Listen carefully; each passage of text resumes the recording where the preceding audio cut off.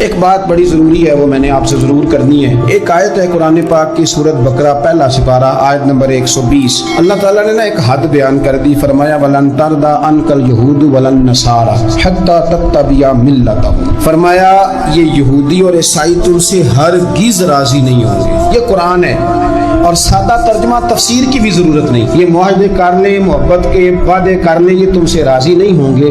کب راضی ہوں گے؟ حَتَّىٰ تَتَّبِعَ مِلَّتَهُمْ، یہاں تک کہ تم ان کے دین کی پیروی کرنے لگ جاؤ۔ میرا جب پہلی دفعہ پاسپورٹ بنا تو میں نے سارا پڑھا، کتابیں پڑھنے کا شوق تھا شروع سے۔ اس کے ہر صفحے پہ لکھا ہے کہ سوائے اسرائیل کے، یعنی آپ پوری دنیا میں یہ سبز ہلالی پاسپورٹ لے کے جا سکتے ہیں، خبردار اسرائیل آپ یہ پاسپورٹ لے کے نہیں جا سکتے۔ یعنی اتنی نفرت کسی ملک سے کہ اس پر لکھ کے چھاپ دیا ہر صفحے پر کہ یہ پاسپورٹ سوائے اسرائیل کے ہر ملک کے لیے کارآمد ہے۔ میرا سوال ہے عرب کے ان لیڈروں سے جنہوں نے اسرائیل کے ساتھ معاہدہ کیا، مجھے بتاؤ تمہیں فلسطین کی بیٹیاں بھول گئی نا ساری کی ساری؟ تمہیں وہ ماں بھول گئی نا جو مسجد اقصیٰ کے دروازے پہ کھڑی ہو کے چیخیں مارتی تھی اور کہتی تھی کوئی علی کو خبر کرو کہ میری بچیاں قید میں ہیں؟ بھول گئی؟ تمہیں وہ بہن بھول گئی نا جس پر شراب کی بوتل انڈیلتے تھے اسرائیل کے فوجی؟ وہ آپ کو ابھی بھی ویڈیو مل جائے گی۔ وہ انڈیلتے تھے شراب کی بوتل، اسے پکڑتے تھے، دست درازی کرتے تھے، اور وہ بیٹی کہتی تھی یا رحمت للعالم۔ بھول گیا تمہیں وہ سارا کچھ؟ تم نے ایک منٹ لگایا اور تم معاہدہ کس سے کروا رہے ہو؟ امریکہ کے صدر سے؟ اتنا ظلم کیا تم نے، اتنا قاتل کے ساتھ معاہدہ؟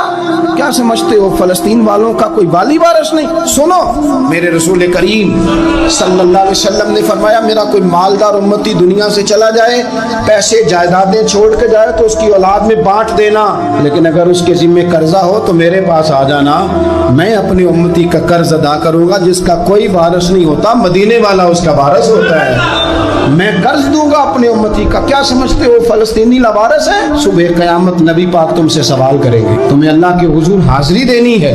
کیوں نہیں صلح کرتا اسرائیل فلسطین کے ساتھ؟ لبنان کے ساتھ دوستی کیوں نہیں کرتا؟ شام سارا کٹ گیا اسرائیل کی وجہ سے، آج تمہیں خیال آیا ان کے ساتھ معاہدہ کرنے کا؟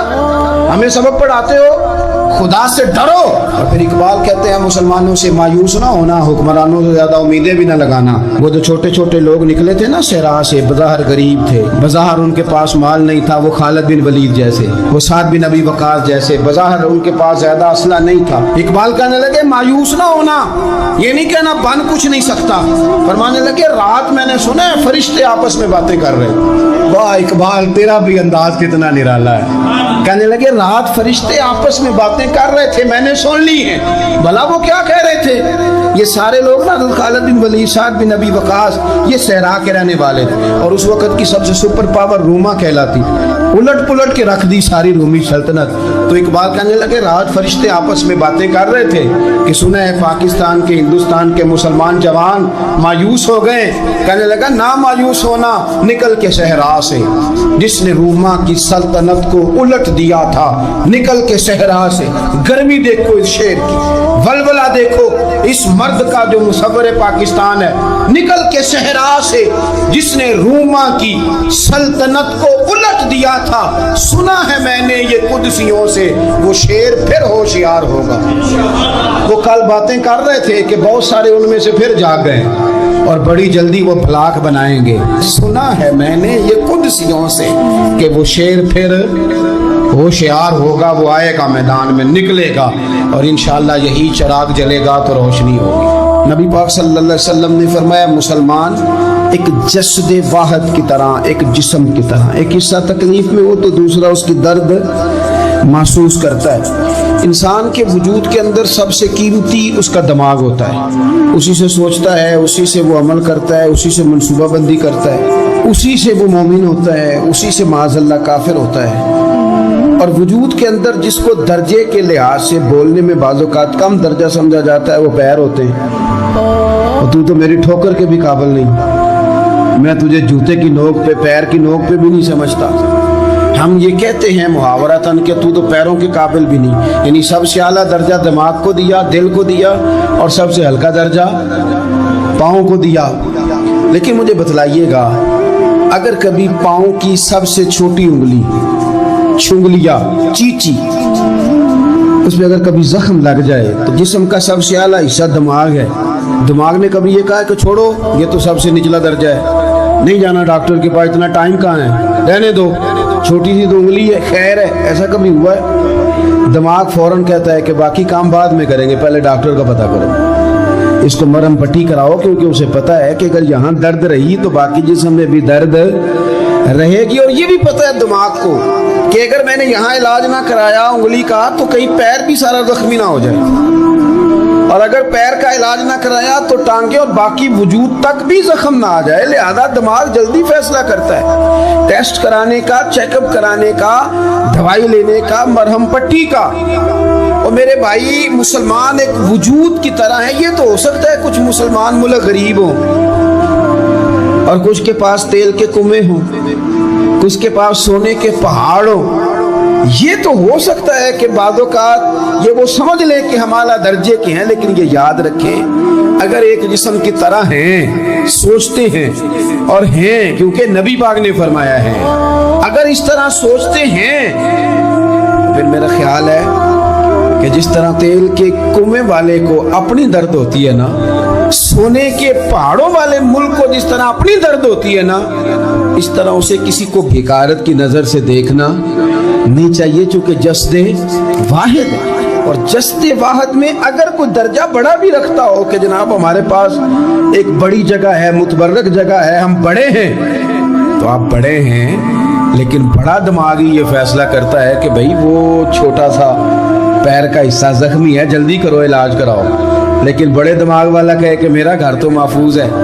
इसका मतलब है बड़े दिमाग वाले ने या तो सोचना बंद कर दिया है, या वो खुद गर्ज हो गया है, या लालची हो गया है, या फिर वो ये मानने को तैयार नहीं। मैं हदीस पाक का तर्जुमा कर रहा हूँ, मैं तो हदीस पाक बयान करके मिसाल दे रहा हूँ, मुझे हदीस का तर्जुमा तो करने देना भाई, हुजूर के फरमान पर तो बात करने दो ना भाई। या तो उसने इस हदीस को समझा नहीं, और अगर समझ लिया है तो ये कैसे हो गया कि फलस्तीन की बेटियां रोती रह गई और तू रोया ही नहीं? अगर तू जस्ते वाहद था तो जिस तरह तेरी बेटी रोए तो तू रोता है, इस तरह तुझे फलस्तीन की बेटी के रोने पर भी रोना चाहिए था, फिर तुझे फलस्तीन की बहन के रोने पर भी रोना चाहिए था। ये क्या बात हुई? हमने ना किसी को छोटा समझा, किसी को हकीर समझा। और भाई ये तेरा ख्याल है कि फलाना फलां है और फलाना फलां है। इकबाल कहते हैं अपनी मिल्लत पर कयास अक़वाम मगरिब से न कर, खास है तरकीब में कौम रसूल हाशमी, तू नबी पाक की कौम है। बैसियत मुसलमान सोचे मुसलमान। किसी ने पूछा था हज़रत सलमान फारसी से नाम क्या है, फरमाने लगे मेरा नाम इस्लाम है। कहा आपके वालिद का नाम, फरमाया इस्लाम।